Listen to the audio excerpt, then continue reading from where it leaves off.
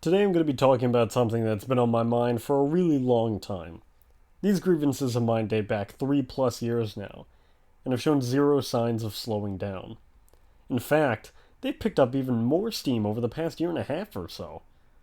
What I'm referring to is a variety of different things that I'll be covering in this video. Before I get into more detail on these problems I have, and more importantly, the reasons for these problems being prevalent in the first place, please keep in mind that this is geared towards matches on shows and CPVs, and not random matches you'd have with your friends for shits and giggles.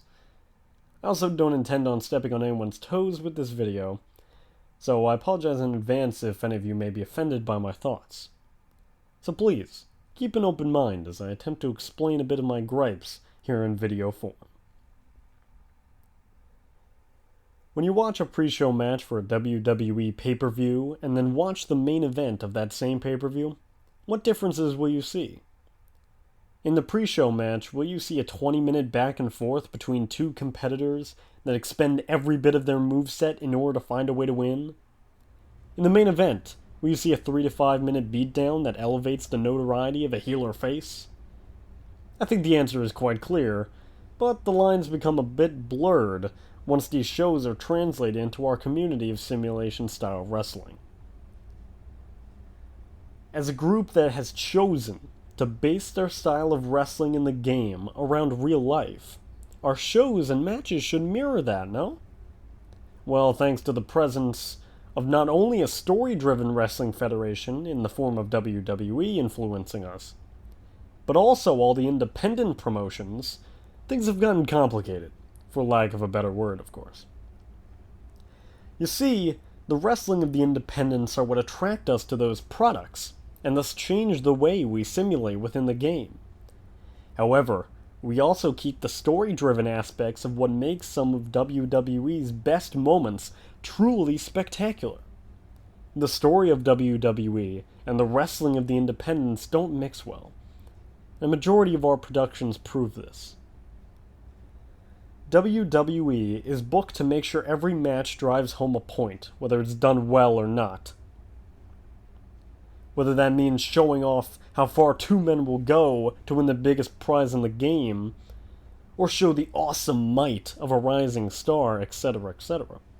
The independents are not booked this way, and instead rely solely on the wrestling to get everything they want across on its own, and book that accordingly. Wherein wrestlers are promoting themselves rather than the stories within the programs they're booked in. Put these two concepts together and you get matches booked combining two people that, whether they're in the first match or the last match, let their wrestling do all the talking. Making sure you use nearly every move in your moveset against your opponent while he or she does the same thing is not what simulation wrestling is about.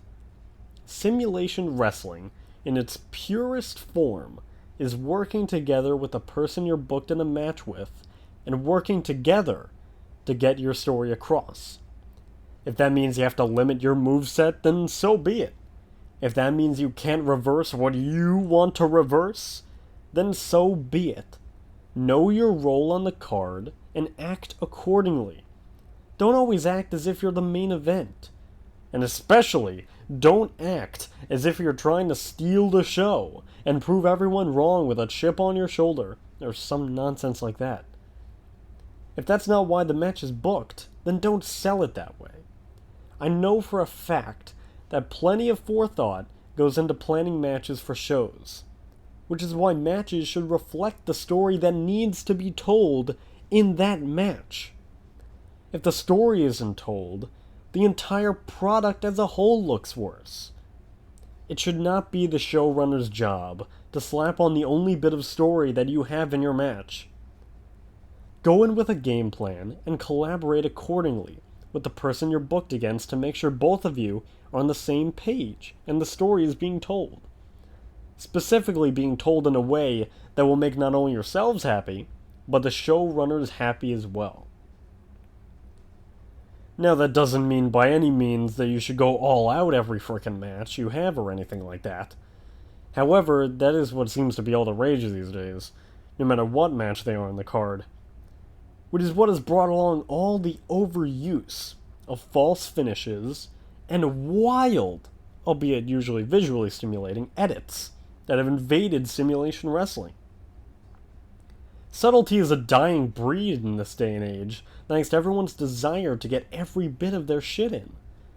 Because although they're in the early to mid portion of the show, they want to throw every single damn thing on the line and be the show stealer, not just for the episode or CPV, but for the entire year.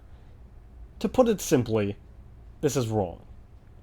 The oversaturation of edits and ridiculous amounts of false finishes in a match have aggravated me to no end.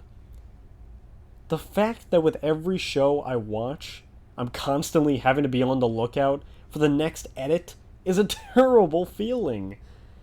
Now, by no means do I think that edits in matches are a bad addition, but there are ways to use them so they help the match. And there are also ways to use them so they completely obliterate the story being told. Let me put it this way.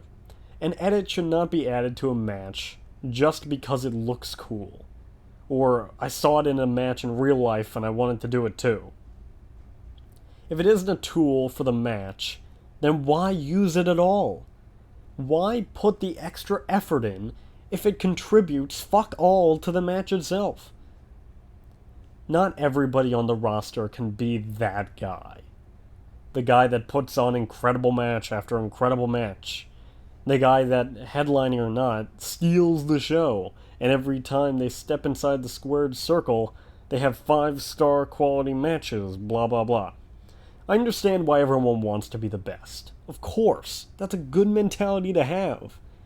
But the way to truly getting over is not by having 13 to 20 minute matches with whoever you're facing, but instead doing whatever role the Fed owner has given you and knocking that out of the park.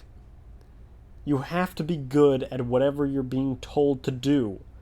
If that means putting over a new guy, then the better you do that, the more recognition you'll get. If that means doing promo after promo, then as long as you do it well, you will legitimately be noticed. Eventually, people will acknowledge that effort, no matter what part of the card you're booked in. Not just the viewers will notice either. Eventually, the showrunners will be glad to move you up once you've proven yourself in the position they give you. Whether you know it or not, some of the very best in simulation wrestling began their careers this way, and have prospered to this day as a result. But everyone always just wants to do the coolest thing or have the best match, no matter what the storyline implications for the match are. From the pre-show to the main event, each match is going to be 20 minutes long, with everybody doing spot after edit, after back and forth, after edit, and so on, until they're forced to reuse moves because they've already done all the other ones. Because that's what will get you over, right? Get you recognized by your peers, right? The show is just your platform to showing off everything you possibly have, right? Nothing more, nothing less. This is the start of what I'm sure will be more ranting in the future, so I hope you didn't mind it too much. Also, I'd be interested to hear what everyone's response to my thoughts are, whether it's a video response or a comment on this video. As long as it's not that silly subtweeting thing, because most likely I will recognize it's geared towards me because I'm a dumbass. Next time, I'll be discussing more in-ring work, and how to use particular trademarks in order to better keep a match flowing. See you all then.